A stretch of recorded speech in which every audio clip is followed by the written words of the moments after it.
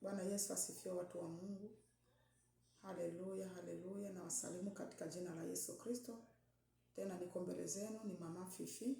Siku ya leo tunaenda kusoma tena neno la Mungu. Tutajifunza neno la Mungu pamoja, wapendwa.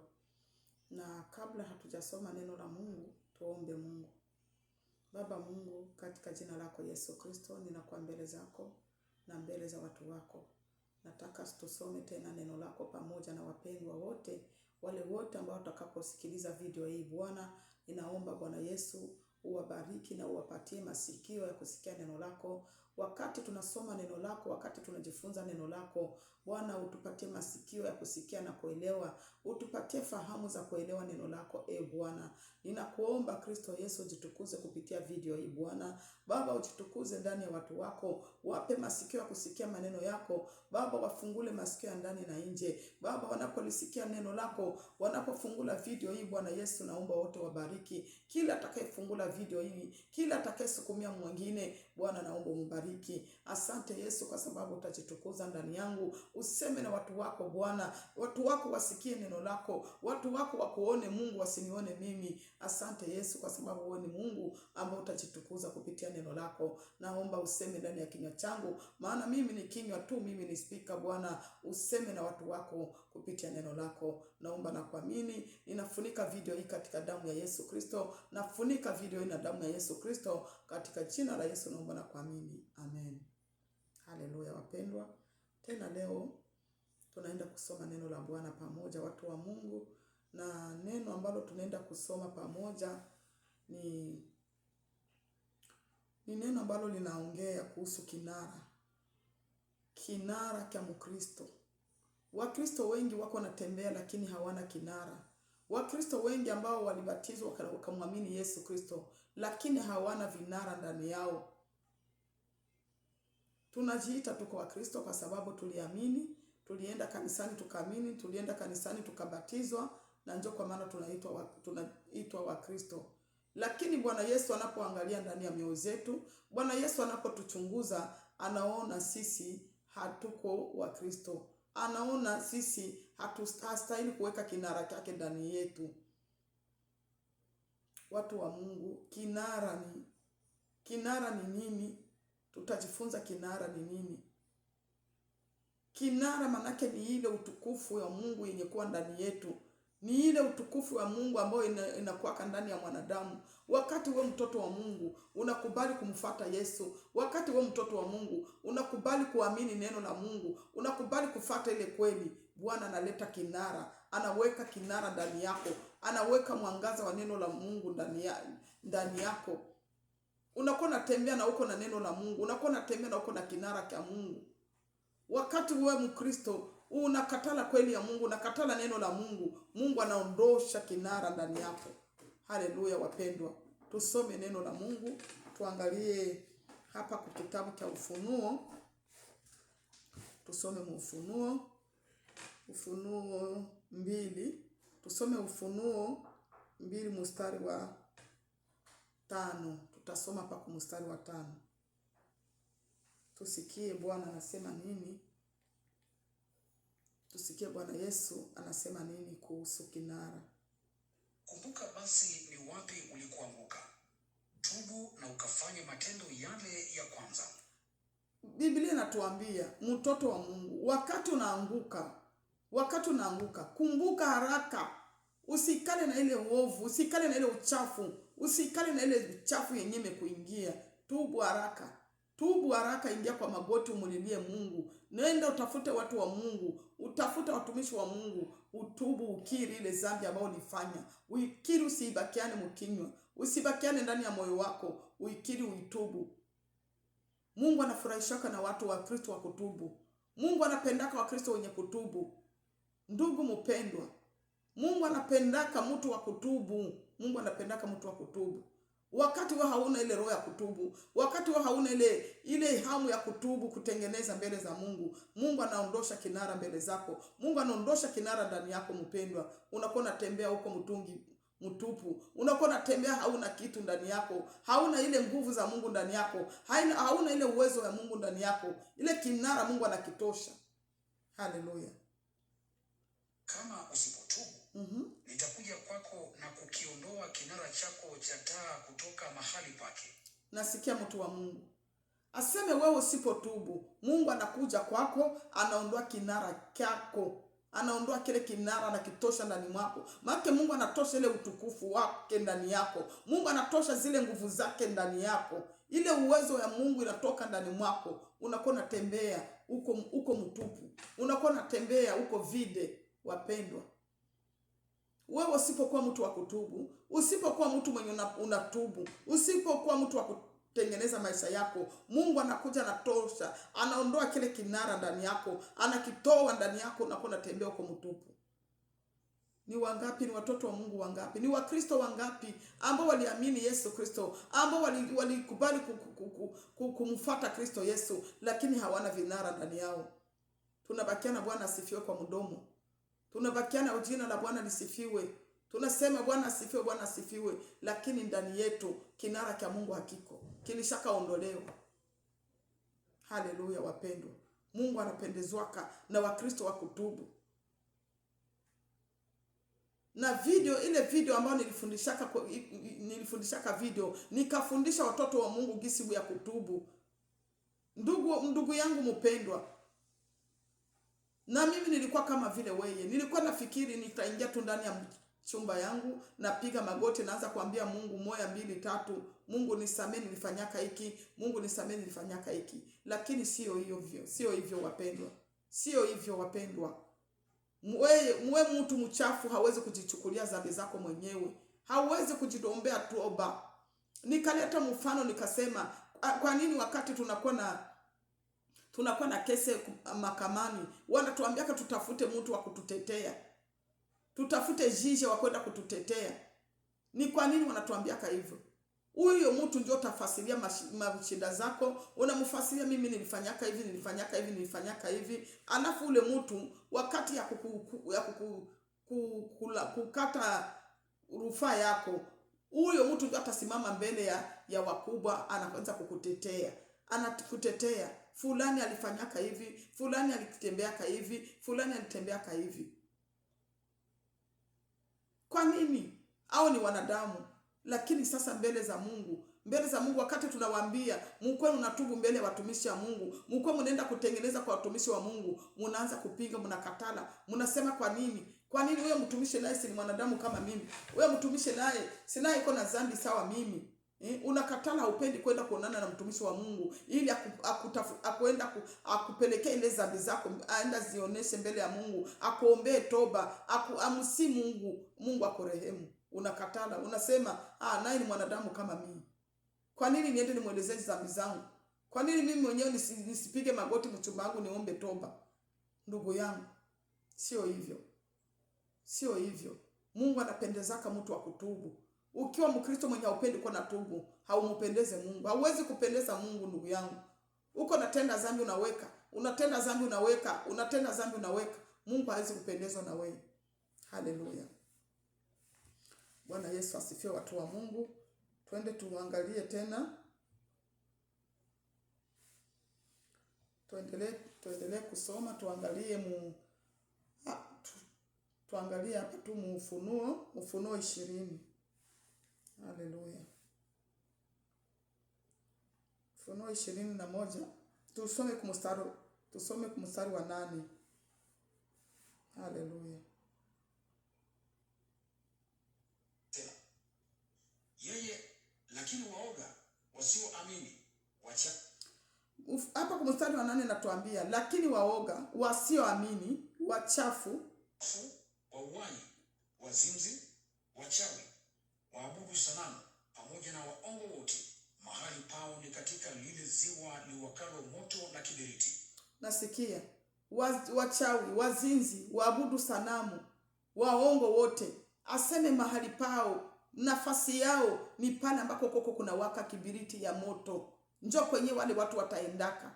Ndugu yangu, unaweza kuwa ulishakaacha dhambi zingine, ulishakaacha tabia zingine, lakini hizo tabia za kusema bongo zinakusumbua. Bongo Mungu yeye haangalia yake dhambi mkubwa. Maandiko nasema dhambi zote ni zimoya. Hakuna dhambi kubwa, hakuna dhambi ndogo. Dhambi zote ni zimoya. Unaweza fikiri mimi sisemake bongo, mie ile bongo kidogo kidogo. Wewe mwanadamu unaona ni kidogo, unasema aka ni kabongo tu kakujisaidia, aka tu ni kabongo kakudanganya, mimi nadanganya tu kabongo kakunisaidia, kabongo kakunipitisha. Kumbe uko najirundikia dhambi. Uko najirundikia dhambi ndugu mpendwa. Uko najirundikia dhambi ndugu yangu. Haleluya. Haleluya, Bwana Yesu asifiwe. Hapo nakuwa uko najirundikia dhambi mwenyewe. Tuangalie Ufunuo 21 tusome kumstari wa 8. Lakini waoga, wasioamini, wachafu, wauaji, wazinzi, wachawi, waabudu sanamu, pamoja na waongo wote, mahali pao ni katika lile ziwa liwakalo moto na kiberiti. Mnasikia? Hizi tabia zote unakutanaka watoto wa Mungu wako na hizi tabia. Watoto wa Mungu wako na tembea na hizi tabia. Wale ambao walisema ya kwamba walimwamini Yesu Kristo, wale ambao walisema ya kwamba ni watoto wa Mungu wanaenda mbinguni, lakini unakutana wako na hizi tabia. Kusema bongo, uzinzi ya mawazo, busharati ya mawazo, mawazo mabaya, kuangalia, kutamani, hizi dhambi zote. Ndugu mpendwa, tusiko tunafikia aseme kuliko dhambi kubwa kuko dhambi ndogo. Dhambi zote ni zimoya. Dhambi zote ni zimoya. We mwenyewe uko natukana watu, na we mwenyewe uko nawaza ndani ya mawazo, wanaandika nyinyi wote mmetenda dhambi. Na wametaja hizi dhambi zote hapa. Hii Ufunuo 21 mstari wa 8. Wametaja dhambi zote pale na zingine hazitajiwe. Zingine dhambi utazikutana mu maverse zingine mu mavitabu vingine. Bwana Yesu asifiwe wapendwa. Aseme kuna watu ambao wako natembea, vinara vyao vilishaka zimishiwa. Wakristo wengi wako natembea, lakini vinara vyao vilishaka zimishiwa. Tala zao zilishaka zimishiwa. Uko Mkristo unajiita Mkristo, uko Mkristo ulishaka batiziwa, ulimwamini Yesu Kristo kuwa Bwana na Mwokozi wa maisha yako, lakini Mungu alishaka ondosha kinara. Anaondosha kinara kwa nini? Anaona uko na moyo mgumu. Bana kuambia utubu, haupendi kutubu. Mungu anapendezwaka na moyo wa toba. Mungu anapendezaka na ule mtu mweko na moyo wa toba. Ndugu mpendwa. Mungu anapendezwaka na moyo wa toba. Hata kama unatoa vitu gani ndani ya makanisa, hata kama utoe sadaka ya namna gani, hakuna sadaka ya kukonvekre Mungu. Hakuna sadaka ya kumuhonga Mungu. Mungu hawamuhongake. Kama unataka muhonge Mungu, honga Mungu moyo wa toba. Uwe na moyo wa toba, moyo wa kujuta. Ukuwe na moyo wa kujuta. Mkristo mwenye kuwa na moyo wa kujuta ndio mwenye hiyo ndio kumuhonga Mungu. Mungu ndio kitu anapendezwa kanako kile. Usipokuwa na moyo wa kujuta, usipokuwa na moyo wa toba, hauwezi kumfurahisha Mungu ndugu yangu. Wewe jiangalie wewe ndugu mpendwa. Uko natembea uko ungali na kinara cha Mungu ndani yako. Ndio maana unakutana Wakristo wengi, tuko tunaishi kwa shida, tunaishi kwa mateso. Unakutana mtu anagusa hiki akikamatike, anagusa hiki akamatike, mashida za hapa na pale, matatizo ya hapa na pale. Kumbe Mungu ashakaondoa kinara kwako.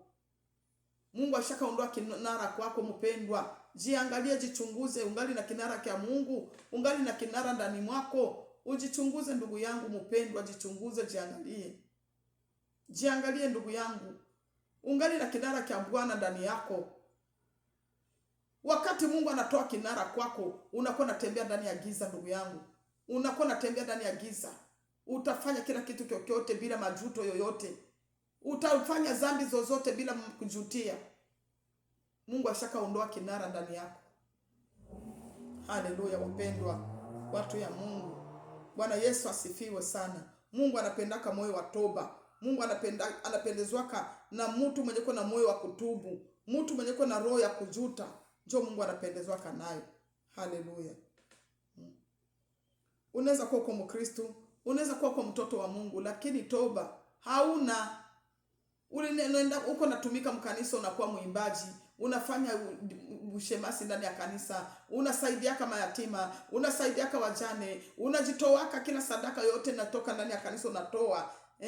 Unasema tusaidie wajane, unatosha, tusaidie mayatima, unatosha, tusaidie maskini, unatosha, lakini hauna moyo wa toba. Hiyo sadaka yako kuna kufa bure mpendo. Hiyo sadaka kuna kufa bure, nisikudanganye ndugu yangu. Hiyo sadaka yako haikubaliwe mbele za Mungu. Mungu anapendaka sadaka ya kweli, sadaka kumtingiza Mungu, sadaka ya kumfurahisha Mungu. Uwe mtu wa toba na uwe mtu wa kujiepusha na dhambi.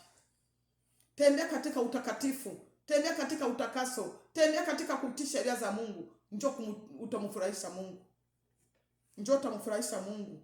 Mungu hawamhongake ndugu yangu. Tusome hapa kwa Mathayo tusikie. Hii Mathayo 3:2. Mathayo 3 kusoma 2 tusikie kunasema nini. Haleluya. Tubuni kwa maana ufalme wa mbinguni u karibu. Aseme tubuni kwa maana ufalme wa mbinguni u karibu.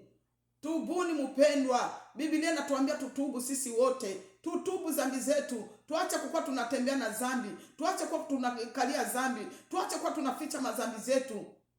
Tuache kuwa tunaficha madhambi kwa depo. Dhambi zetu tuko naziweka ku depo. Mpendwa, hizi dhambi zitatutupa kwa jehanamu. Hizi dhambi zitaenda kutuhukumu. Usipokuwa mtu wa kutubu, usipokuwa Mkristo wa kutengeneza, usipokuwa Mkristo wa kujiepusha na dhambi, kujiepusha na tamaa za dunia, utaangamia ndugu yangu. Haleluya. Mathayo 3 kusoma 2 nasema tubuni kwa maana ufalme wa Mungu umekaribia. Tubuni, ufalme wa Mungu umekaribia.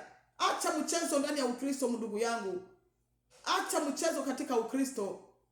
Tubuni, ufalme wa Mungu umekaribia, tubuni. Mungu ataondoa kinara juu ya maisha yako. Mungu ataondoa ile nuru ndani ya maisha yako. Utakuwa unatembea huko ndani ya giza. Utakuwa unatembea huko katika giza mpendwa. Utakuwa mtu wa matatizo, mtu wa mateso, mtu wa shida. Shetani atakupekenya kama vile anapekenyaka kalanga. Shetani atakukula kama vile mwanadamu anakulaka kalanga. Kama vile mwanadamu anakulaka bazoka. Utatafuniwa na shetani. Lakini ukiwa mtu wa kujitenga na dhambi, ukiwa mtu wa kutubu, ukiwa mtu wa kuepuka dhambi, Mungu atakuwa pamoja na wewe ndugu yangu. Haleluya. Haleluya, Bwana Yesu asifiwe. Tusome hapa kwa Zaburi. Tusikie Zaburi inatuambia nini. Haleluya. 51 tusome hapa kwa mstari wa 16. Haleluya. 16 natuambia nini? Wewe upendezi na dhabihu. Nasikia Mungu hapendezwake na dhabihu. Mungu hapendezwake na dhabihu. Wewe unakuwa natoa tu, uko natoa, Mungu kusudi nimfurahishe Mungu, unakuwa unatoa. Nilikuwa naonaka zamani huko Kongo, watu wakati utoaji napita ndani ya kanisa, mtu anaenda na nyangula vitu vya mnyumba vyote, TV, makiti, sijue nini, anapeleka kwa kanisa anatoa. Ndugu yangu, nini utamhonga Mungu? Hata kama unamtolea Mungu watoto wako wote, hata kama unamtolea Mungu mali zako zote, Mungu haongwake na vitu. Mungu haongwake na vitu. Sikia hapa kwa Zaburi sinatuambia. 16. Au ningalileta, Bwana, wewe upendezi na dhabihu. Au ningalileta, ufurahii sadaka za kuteketezwa. Mungu hafurahi yake sadaka za kuteketezwa. Waliandika sadaka za kuteketeza kwa sababu wale wenzetu wa zamani walikuwa wanaenda toa ndio sadaka za kuteketeza. Lakini sisi leo hatutoake tena sadaka za kuteketezwa. Sadaka zetu ni moyo wa toba, tusikie. Bali dhabihu za Mungu ni roho iliyovunjika. Nasikia. Sadaka za Mungu ni moyo uliovunjika. Muache kukuwa mnamaliza mali zenu mko natoa ndani ya makanisa, lakini uko naishi maisha ya dhambi. Kutoa sio vibaya, mimi siwaambia kama kutoa ni vibaya. Lakini wakati uko natoa mali yako, hautaki kuogopa dhambi, hautaki kumheshimu Mungu, ndugu mpendwa, zile mali zako uko nazitupa ndani ya maji. Unazitupa ndani ya maji mpendwa, zinaenda bure. Mungu hahesabu hizo sadaka.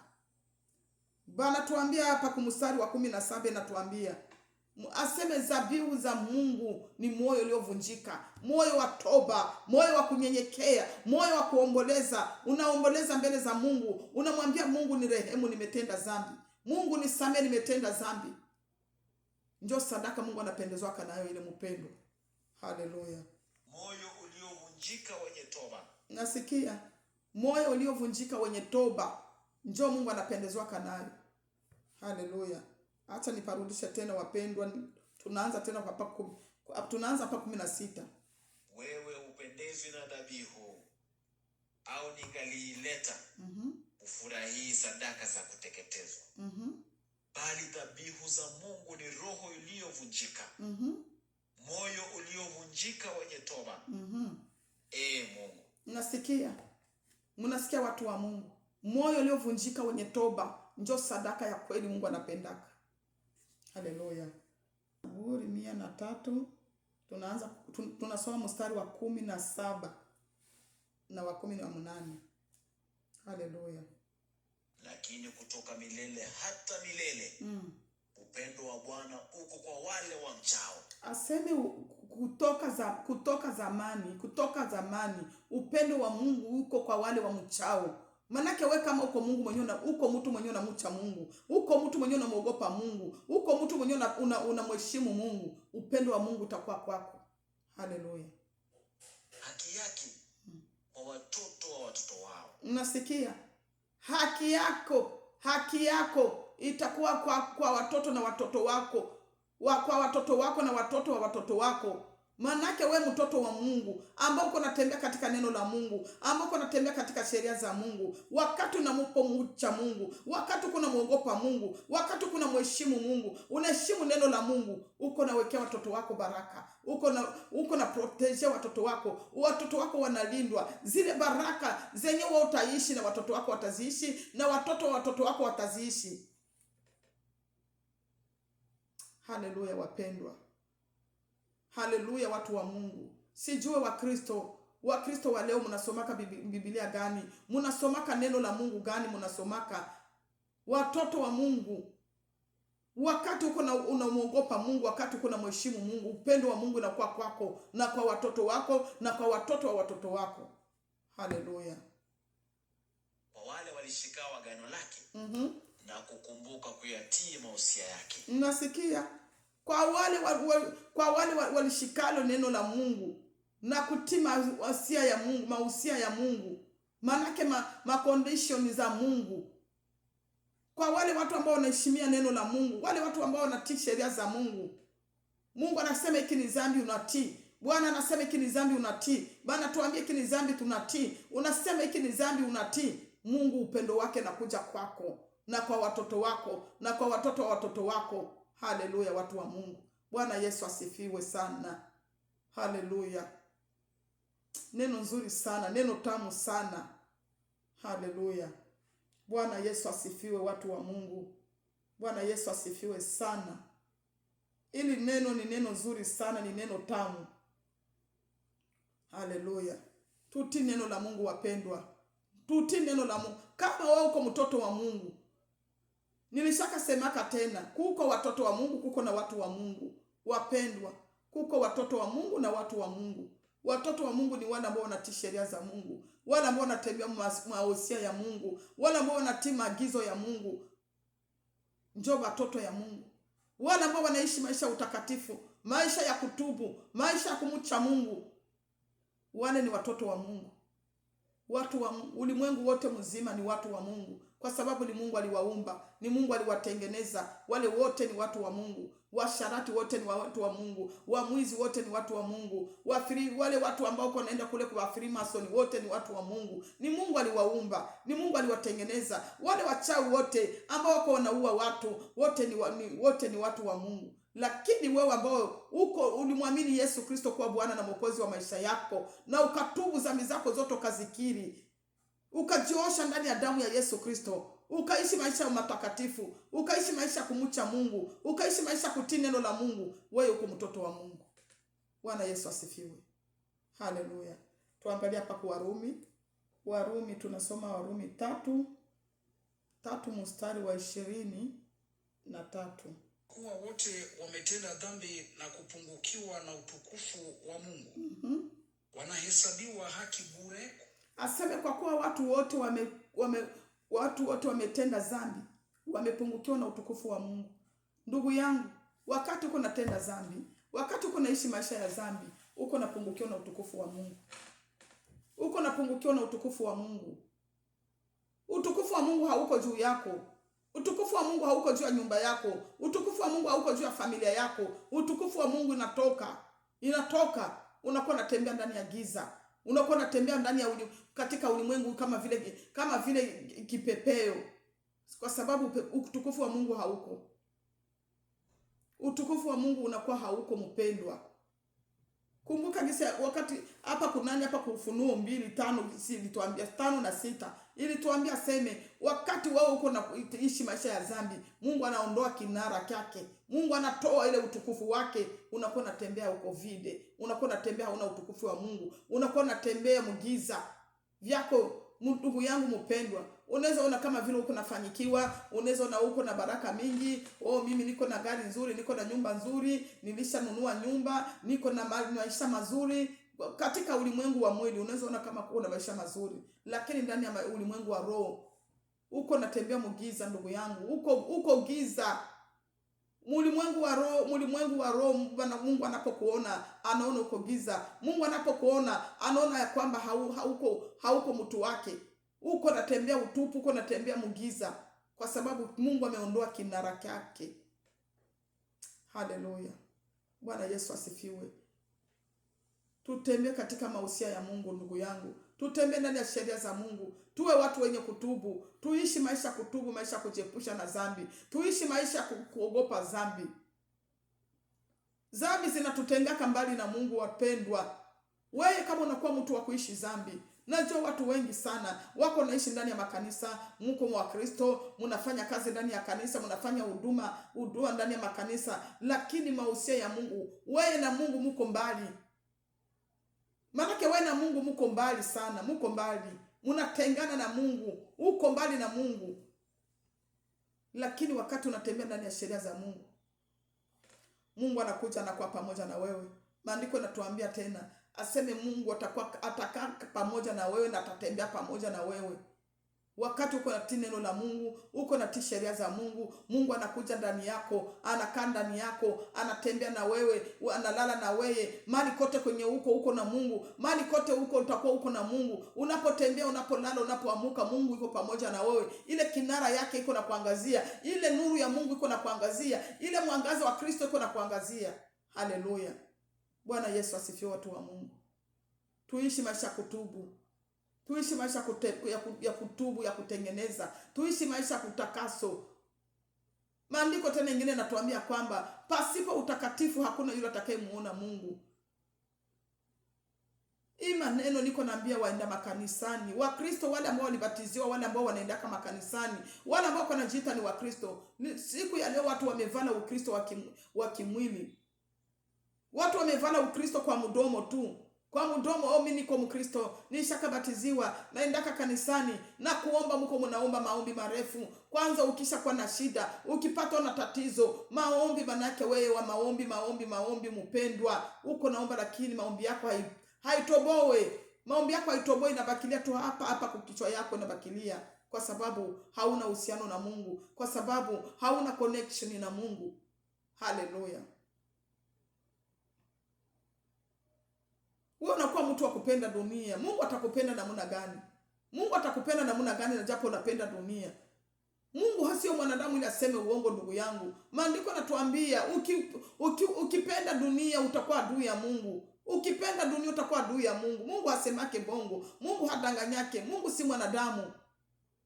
Akisema kitu anatimiza, kyote kinatimilikaka. Maandiko yake ndani ya hiki kitabu anasema ya kwamba ukipenda dunia utakuwa adui yake. Wewe kama uko unapenda hii dunia, unapenda vitu vyote vya hii dunia, ujue kama uko adui ya Mungu. Uitike ukatali kwa adui ya Mungu. Hata uko mwenda makanisani, uko na huduma ndani ya kanisa, uko sijua uko mhubiri ndani ya kanisa, uko diakre ndani ya kanisa, uko mwimbaji ndani ya kanisa, uko muombaji ndani ya kanisa. Wengine wako wanajifanya kwa waombaji, lakini unapowachunguza unakutana ile kinara ya Mungu haiko ndani yake. Kinara ya Mungu haiko ndani yake. Unakutana ule mtu uko anatembea katika giza. Unakutana ule mtu uko anatembea katika uchafu wa dunia hii. Haleluya. Ndugu wapendwa, wa mama yangu, wa dada zangu, siku ya leo nilitaka tu niwaambia kwamba wakati unajiita uko Mkristo, wakati unajiita uko unatembea ndani ya Ukristo, wakati unajiita kwamba wewe unataka uende mbinguni, fanya mahusiano na Mungu ndugu yangu. Fanya mahusiano na Mungu. Fanya connecting na Mungu. Mzungumze na Mungu, mkaribie. Maandiko nasema nikaribieni nami nitawakaribia. Haleluya. Mungu ni wa upendo sana. Mungu kuna upendo mkubwa sana kwa wanadamu. Mungu kuna upendo mkubwa sana kwa wanadamu. Unapomkaribia Mungu naye anasogea. Ukimkaribia Mungu naye anasogea, akiona kabisa upendo unamkaribia, unamtafuta kwa haki, atakuja atakukumbatia, atatembea pamoja na wewe, atakuangazia kinara chake ndani yako. Utakuwa unatembea ndani ya mwangaza wa Kristo, utatembea ndani ya tochi ya Kristo. Haleluya. Haleluya, Bwana Yesu asifiwe. Bwana asifiwe, watu wa Mungu. Tumtafute Mungu kwa haki na kweli. Tumtafute Mungu kwa haki na kweli. Tutoke katika Ukristo wa unafiki. Tutoke katika Ukristo wa unafiki. Wewe mpendo ambao unajiita uko Mkristo, uko mwenda mbinguni, lakini unapokutazama wanaona wewe na mpagani mnafanana. Hamwachane fasi. Wewe na mpagani mnafanana. Sasa wakati unajiita uko Mkristo, tutakutambua kwa nini ndugu yangu? Lazima kwanza munjia, wakati niko napita munjia, muone mivalio yangu, muone kisi mimi navala tu, mtasema huyu anafanana ni Mkristo. Hata kama unijue, unaponiona ndani ya njia utajua huyu ni Mkristo huyu. Mbona huyu anavala ni kama Mkristo, huyu ni Mkristo. Lakini nikiwa mimi navala masuruali, nikiwa mimi navala mavazi zote zinaniacha mgongo wazi, matiti yote iko wazi, iko nje. Na nimeshatia na makeup, nimeshatia na mameshe kukichwa, na mimi navala na suruali, navala maviatu vya michuchumio. Kweli wakati napita mbarabara, mtaitika niko Mkristo kweli? Mtasema niko Mkristo?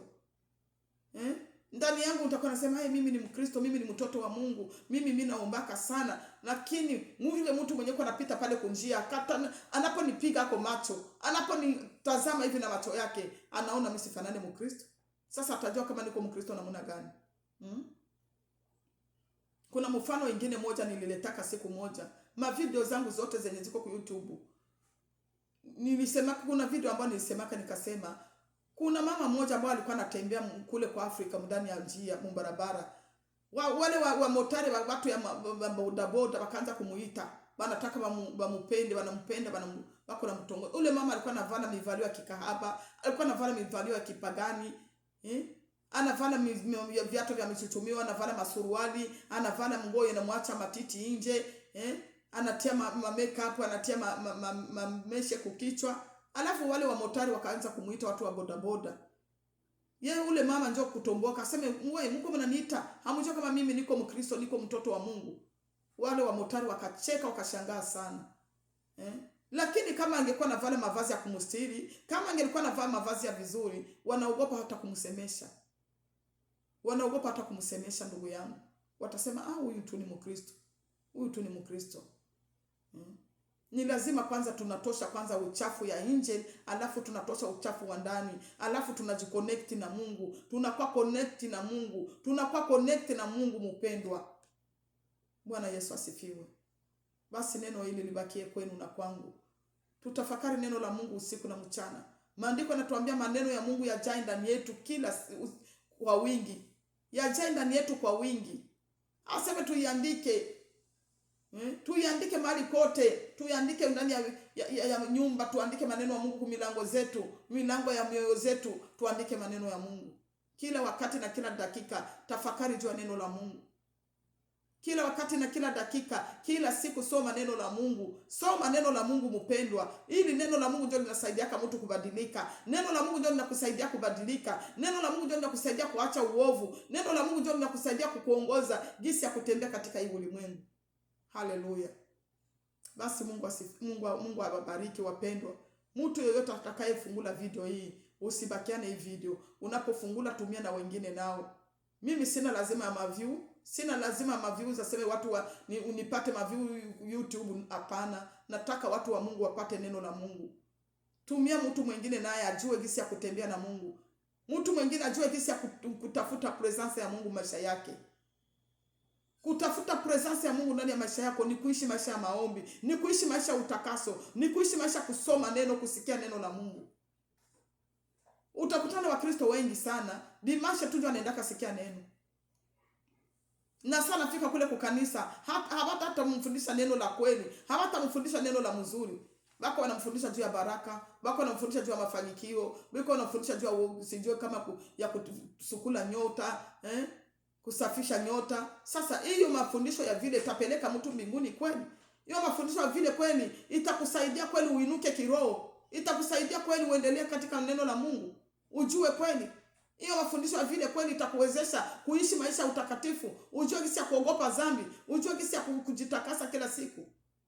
Ndugu yangu, nakupa shauri mpendwa ambao utakayenisikiliza. Kama unataka kwenda mbinguni, kama unataka uendelee katika neno la Mungu, unataka ukomae kiroho, ishi kusoma neno la Mungu na kuomba na kusikiliza watumishi wa kweli, kusikiliza neno la Mungu la kweli.